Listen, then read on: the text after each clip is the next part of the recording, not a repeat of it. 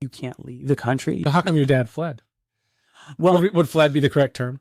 yeah. So, I mean, in 1989, Fidel Castro was just, he was fully in power. And Cuba's a communist country. There's no freedoms. You can't leave the country. You can't practice religion. You can't own your own business. Sure, the medical system is free, but at what cost? And so he was tired of it.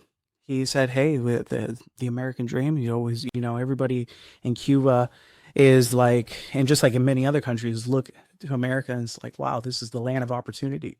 And so there was a sense of, hey, he wanted to go, and so yeah, him and his two cousins jumped on a raft along with, I don't know how many, I think it was like 80,000 Cubans, and they all came to the port of Miami, crossing 90 miles of shark-infested waters, which is wild. Yeah. I've had friends and family that have died doing that crossing, just trying to escape. The thing is that sense of being oppressed by a government and having no freedoms.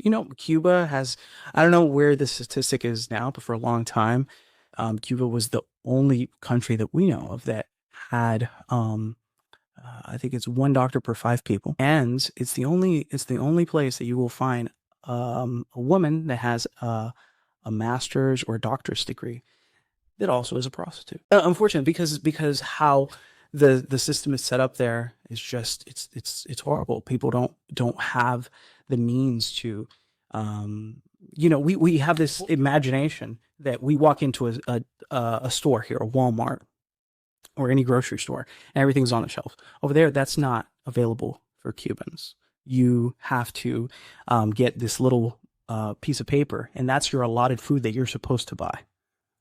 And you can't go to the markets that are designed for the Americans because it's way overpriced and you will never be able to afford it. And if you're a Cuban, you can't just waltz in and buy stuff.